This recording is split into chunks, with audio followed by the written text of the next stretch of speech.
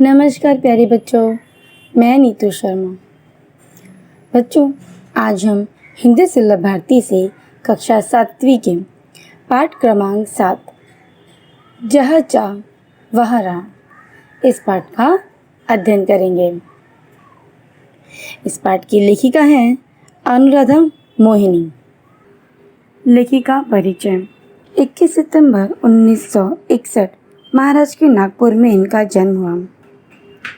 अनुवाद के क्षेत्र में अनुराधा मोहिनी जी ने अमूल्य योगदान दिया है तथा अपने अनुवाद विविध पारिभाषिक कोशों की निर्मित में सहभाग वैचारिक एवं ललित पुस्तकों का संपादन किया है। बच्चों, प्रस्तुत कहानी जहाँ चाह वहाँ राह ये एक प्रेरणादायक कहानी है। इस कहानी के माध्यम से हमें यह सीख मिलती है कि मनुष्य को हमेशा अच्छे कार्य को सफल बनाने के लिए आगे बढ़ना चाहिए। कार्य करने की लगन व मन के विश्वास से ही मनुष्य अपने लक्ष्य की चोटी तक पहुंचता है। कठिनाई भी उसी के सामने अपना मस्तक झुकाती है, जो कठिनाइयों को रौंद कर अपने जीवन रूपी पथ पर आगे बढ़ता है। बच्चों, लेखिका हमें यह संदेश देना चाहती है कि कार्य कितना भी कठिन क्यों ना हो, अगर हमारी इच्छा शक्ति और उस कार्य के प्रति हमारा जो विश्वास है वो दृढ़ है, तो हमें अपने लक्ष्य को प्राप्त करने में कोई नहीं रोक सकता। हम अवश्य अपने लक्ष्य को प्राप्त करते हैं। तो चलिए बच्चों, अब हम बढ़ते हैं अपनी कहानी की ओर। यसंबा गांव के पाठशाला की घंटी बजी। धुआंधार बरसात हो रही थी। वर्षा के कारण प्रार्थना मैदान पर न होकर कक्षा में संपन्न हुई। अब बच्चों, यसंबा यह एक गांव का नाम है और इस गांव में एक पाठशाला है। पाठशाला मतलब विद्यालय, स्कूल। बच्चों, जैसे कि आपके स्कूल में भी प्रेयर होने के पहले कैसे घंटी बजती है, सारे बच्चे जमा हो जाते हैं, उसी तरह से पाठशाला की घंटी बजी। लेकिन धुआंधार बरसात हो रही थी, यानी बहुत तेज़ बारिश हो रही थी और इस वर्षा के कारण प्रार्थना यानी जो प्रेयर है ग्राउंड में न होकर कक्षा में हुई। मतलब जो प्रेयर मैदान में होना चाहिए था, ग्राउंड में होना चाहिए था, वह ग्राउंड में न होकर कक्षा यानी कि क्लास में हुई। उपस्थिति लेते हुए गुरुजी ने देखा कि आज कक्षा में बहुत कम विद्यार्थी हैं। आज इतने विद्यार्थियों की अनुपस्थिति रहने का कारण क्या है? उन्होंने विद्यार्थियों से पूछा। वही नाला गुरुजी, सबने एक स्वर में उत्तर दिया। अब बच्चों, जब गुरुजी यानी जो शिक्षक है, सर या टीचर है, उन्होंने जब उपस्थिति यानी अटेंडेंस लेना शुरू किया तो उन्होंने देखा कि क्लास में आज बहुत कम स्टूडेंट्स हैं, विद्यार्थी यानी स्टूडेंट्स। तब उन्होंने बच्चों से पूछा, क्या कारण है कि आज कक्षा में इतने कम बच्चे हैं? तब सभी बच्चों ने मिलकर एक स्वर में उत्तर दिया, मतलब एक साथ सभी बच्चों ने कहा, वही नाला गुरुजी। अब आगे देखते हैं बच्चों। यसंबा गांव के ठीक बीच से एक नाला बहता था। गांव की बस्ती नाले की एक तरफ थी, पाठशाला और खेत दूसरी तरफ थे। अब बच्चों, गांव के बीचों बीच एक नाला बहता था। अब नाले के एक तरफ गांव की बस्ती यानी जहाँ पे गांव के सभी लोग रहते हैं उसे बस्ती कहते हैं बच्चों, और दूसरी तरफ पाठशाला और खेत थे।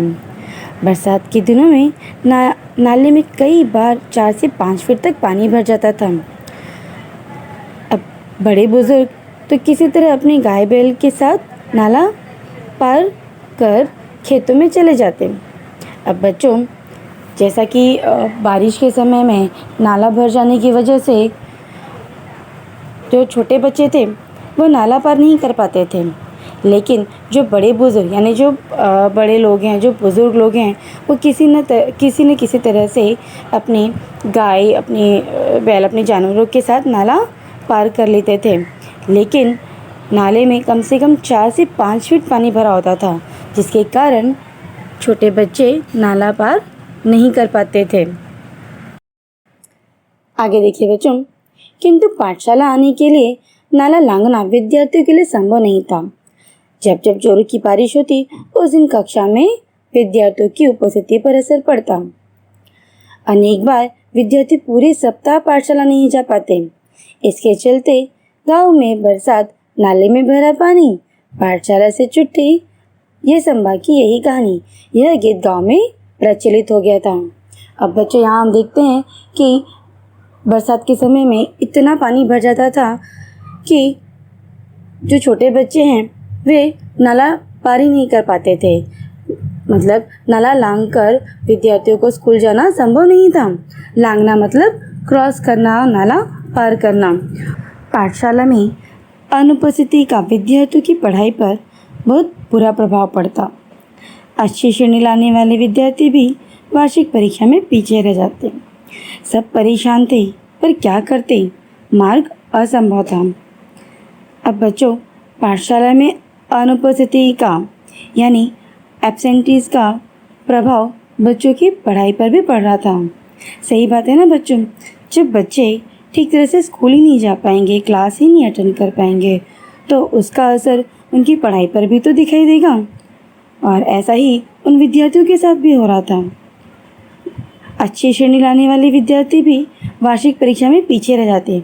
अब बच्चों, जो अच्छे बच्चे मतलब जो अच्छी श्रेणी आने, जो रैंकर थे, जो प्रथम अंक लाने वाले, ऐसे जो बच्चे थे, ऐसे बच्चों की भी वार्षिक परीक्षा यानी जो एनुअल एग्ज़ाम होती है, सालाना एग्ज़ाम, उसमें भी बच्चे पीछे रह जाते हैं।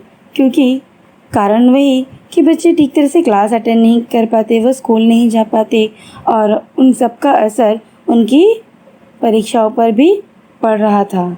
सभी बच्चे इससे बहुत परेशान थे, पर क्या करें, मार्ग असंभव था।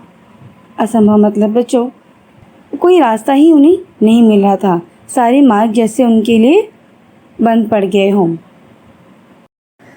असंभव में मूल शब्द संभव होता है। यही संभावना एक दिन एकाएक काम कर गई। अब बच्चों, असंभव शब्द का मतलब है नामुमकिन, यानी वह काम नहीं हो सकता। लेकिन उसी शब्द में एक मूल शब्द छिपा हुआ है जो है संभव।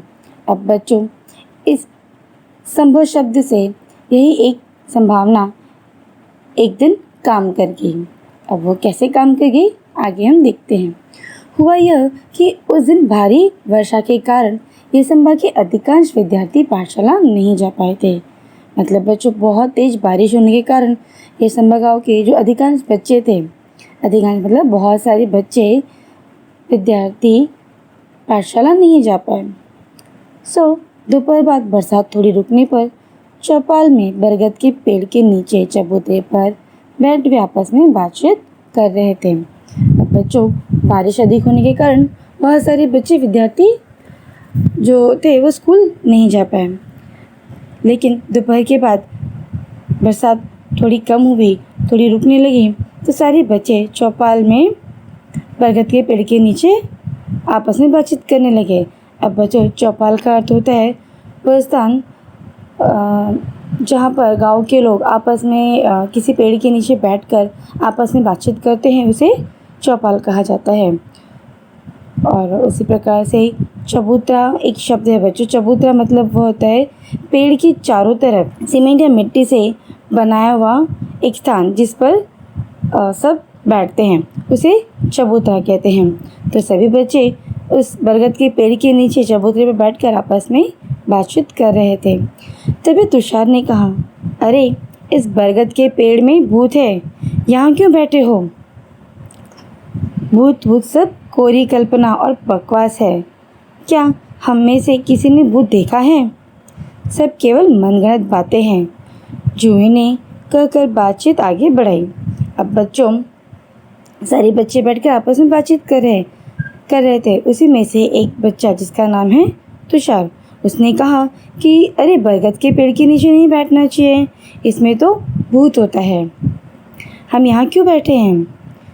तब उन्हीं बच्चों में से एक लड़की जिसका नाम है जूही, उसने कहा भूत सब कोरी कल्पना है। कोरी कल्पना मतलब बेकार की बातें हैं। बकवास, बकवास का अर्थ होता है बच्चों जिसका कोई अर्थ नहीं हो, निरर्थक बातें। ये सब तो बकवास की बातें हैं, ऐसा जूही कहती है। जूही कहती है, क्या हम में से किसी ने भूत को देखा है? नहीं ना, ये सब केवल मनगढ़ंत बातें हैं। मनगढ़ंत मतलब बच्चों जो मन से बनाई गई बातें हो, उसे मनगढ़ंत बातें कहते हैं। इस प्रकार जूही ने कहा कि ये सब अंधविश्वास है, मनगढ़ंत बनाई हुई बातें हैं। ऐसा कहते हुए जूही ने बातचीत को आगे बढ़ाया। आज एक और अनुपस्थिति लग गई मेरी। अब तक 14 अनुपस्थितियाँ हो चुकी इस बरसात में, उज्ज्वला ने परेशानी भरे स्वर में कहा। अब बच्चों जूही कहती है कि उसकी अनुपस्थिति मतलब उसकी अटेंडेंस अब एक और कम हो गई। मतलब अब तक उसकी सिर्फ 14 अनुपस्थितियाँ हो चुकी थी, मतलब 14 दिन उसके एब्सेंटीज लग चुके थे बरसात की वजह से। उन्हीं में से एक बच्ची जिसका नाम है उज्ज्वला, उज्ज्वला ने भी परेशानी भरे स्वर में कहा, मेरी तो कुल उपस्थिति ही शायद 14 होगी। शुभम ने कहा तो सब हंस पड़े। लेकिन क्या हम हर बरसात में ऐसे ही चर्चा करते रहेंगे और अपनी पढ़ाई का नुकसान होने देंगे? क्या हम ऐसे ही हाथ पर हाथ धरे बैठे रहेंगे? अब बच्चों जिस तरह से उज्ज्वला परेशान थी, उज्ज्वला ने भी बड़े परेशानी भरे स्वर में कहा कि उसकी भी उपस्थिति कम हो गई है। उसी बीच उन्हीं छात्रों में से एक बच्चा जिसका नाम है शुभम, उसने भी कहा, मेरी तो शायद उपस्थिति यानी प्रेजेंट ही शायद 14 दिन की होगी। ये कहकर सारे बच्चे उसकी बात पर हंसने लगे। आगे देखिए बच्चों, बच्चे आपस में बात करते हुए कहते हैं, लेकिन क्या हम हर बरसात में ऐसे ही चर्चा करते रहेंगे, अपनी पढ़ाई का नुकसान होने देंगे? मतलब बच्चों को अपनी भविष्य की चिंता है। वे आपस में बात करते हुए कहते हैं कि हम इसी तरह बरसात की वजह से सिर्फ बैठकर चर्चा करेंगे और अपनी पढ़ाई का नुकसान होने देंगे। बच्चे आपस में कहते हैं क्या हम ऐसे ही हाथ पे हाथ धरे बैठे रहेंगे? अब इस बात पर आशीष ने गंभीर स्वर में पूछा, हम कर भी क्या सकते हैं, हम तो बच्चे हैं। तुषार ने कहा, सच कहा तुषार तूने, हम बच्चे कर भी क्या सकते हैं, हम बच्चे कर भी क्या सकते हैं। इस वाक्य को गीत की तरह गाकर एक साथ तालियां बजाकर वहाँ बैठे बच्चे ज़ोर ज़ोर से हंसने लगे। बच्चों आपस में बच्चे बैठकर बात कर रहे थे कि कैसे इस परेशानी का सल्यूशन निकाला जाए। अब वो लोग कहते हैं, बच्चे आपस में कहते हैं कि हम सब तो बच्चे हैं, हम कैसे इस समस्या का समाधान निकाल सकते हैं। और सब एक दूसरे की बात पर हंसने लगे और आपस में तालियां बजाने लगे और ज़ोर ज़ोर से हंसने लगे कि हम सब तो बच्चे हैं, हम कैसे इस समस्या का सुझाव कुछ निकाल सकते हैं। आगे देखते हैं बच्चों, हंसो मत, कोई कुछ कर सकता है तो वह हम ही हैं। आत्मविश्वास भरा यह स्वर दामिनी का था। हर समस्या का निदान संभव है। प्रकृति ने विचार करने के लिए हमें बुद्धि दी है। अब बच्चों सारे बच्चे आपस में बैठकर अपनी ही बात पर, अपनी ही समस्या पर हंस रहे थे, तालियां बजा रहे थे। उसी में से एक बच्चे जिसका नाम है दामिनी, उसने सभी बच्चों को चिल्लाकर कहा कि हंसो मत, अगर कोई कुछ कर सकता है तो वह हम बच्चे ही हैं। अब यह दामिनी ने बड़े ही आत्मविश्वास भरे स्वर से ये बात कही। आत्मविश्वास मतलब बच्चों बहुत ही कॉन्फिडेंस, स्वयं के ऊपर हौसला रखना, सेल्फ कॉन्फिडेंस होना। तो दामिनी ने बड़े ही सेल्फ कॉन्फिडेंस से यह बात सबके सामने कही कि अगर इस समस्या का कोई सल्यूशन है, कोई निदान है, निदान मतलब होता है बच्चों समाधान ढूंढना, अगर इस समस्या का कोई समाधान कर सकता है तो हम बच्चे ही इस समस्या का समाधान कर सकते हैं और यह संभव है, ऐसा दामिनी कहती है। प्रकृति ने विचार करने के लिए हमें बुद्धि दी है। मुझे विश्वास है कि हम सब मिलकर विचार करेंगे तो कोई ना कोई रास्ता अवश्य मिलेगा। कोशिश करने वालों की कभी हार नहीं होती। अब बच्चों, दामिनी ने बड़े ही आत्मविश्वास भरे स्वर से कहा कि हर समस्या का निदान संभव है। मतलब जो भी समस्या है उसका समाधान ज़रूर है, संभव है। दामिनी कहती है कि प्रकृति यानी नेचर ने हमें सोचने के लिए बुद्धि दी है। मतलब बुद्धि यानी ब्रेन दिया है, दिमाग दिया है, हम सोच सकते हैं। वो कहती है कि मुझे विश्वास है कि अगर हम सब मिलकर सोचेंगे तो हम कोई ना कोई रास्ता यानी कोई ना कोई सल्यूशन, कोई ना कोई मार्ग हम ज़रूर निकाल लेंगे। दामिनी कहती है कि कोशिश करने वालों की कभी हार नहीं होती। आगे देखते हैं बच्चों। दामिनी की बातों ने बातचीत का माहौल बदल दिया। हर कोई गंभीर होकर समस्या के हल के बारे में सोचने लगा। हल मिल गया। हम सब बरसात में भी पाठशाला जा सकते हैं। आशीष की आंखों में चमक और स्वर में उत्साह था। अब बच्चों, दामिनी की बातें सुनकर बच्चों की बातचीत का माहौल वो एकदम से बदल गया। सब हंसी मजाक करने वाले बच्चे सब के सब गंभीर हो गए। मतलब वो सीरियस हो गए कि नहीं, सही बात कहा दामिनी ने, हम सब मिलकर कोशिश करेंगे तो शायद कुछ हो सकता है। तो सब गंभीर हो गए, सब सोचने लगे। उसी समय आशीष ने बहुत ही आत्मविश्वास से कहा कि हल मिल गया, मतलब सॉल्यूशन मिल गया। अब हम बरसात में भी पाठशाला यानी स्कूल जा सकते हैं। ऐसा आशीष अपने मित्रों से कहता है। बच्चों, आशीष की आंखों में चमक और स्वर में उत्साह था। आंखों में चमक होना बच्चों, मतलब ये एक मुहावरा है। इसका अर्थ है कुछ नए करने की सोचना या फिर उत्साह से भर उठना। मतलब आशीष ने कुछ प्लान किया, उसके दिमाग में कुछ चल रहा था और वो बहुत कॉन्फिडेंट, उत्साह से, बहुत ही कॉन्फिडेंस से उसने कहा कि अब हम बरसात के समय भी स्कूल जा सकते हैं। तब सभी बच्चों ने पूछा कैसे? तब आशीष ने कहा हम नाले पर पुल बनाएंगे। पुल? मित्रों के स्वर में आश्चर्य को भांपकर आशीष ने आत्मविश्वास पूर्वक उत्तर देते हुए कहा, हाँ पुल। अब बच्चों, आशीष ने कहा कि हम नाले पर पुल बनाएंगे। पुल का अर्थ होता है ब्रिज, यानी कि नाला पार करने के लिए, एक जगह से दूसरी जगह जाने के लिए जो ब्रिज होता है उसे पुल कहते हैं। तो सभी बच्चे आश्चर्य, मतलब एकदम सरप्राइज हो गए कि पुल, ये कैसे हो सकता है। तो आशीष ने बड़े ही आत्मविश्वास और कॉन्फिडेंस पूर्वक उत्तर देते हुए कहा कि हाँ, हम इस पर ब्रिज यानी कि पुल बनाएंगे। विज्ञान की पुस्तक में हम सब ने पुल की जानकारी पढ़ी है। जब कभी शहर गए हैं, बड़े बड़े पुल देखे भी हैं। अंतर्जाल में हम सब जानकारी भी प्राप्त कर सकते हैं। गांव का नाला बहुत ज़्यादा चौड़ा नहीं, हमें लगभग 10 फीट पुल बनाना होगा। अब बच्चों, आशीष कहता है कि अब हम पुल बनाएंगे। अब वो कहता है कि विज्ञान की पुस्तकों में हमने पुल यानी ब्रिज बनाने की जानकारी पढ़ी है, और जब हम शहर जाते हैं तो शहर में भी बड़े बड़े पुल दिखाई देते हैं। ऐसा आशीष कहता है कि अंतर्जाल का अर्थ होता है बच्चों इंटरनेट,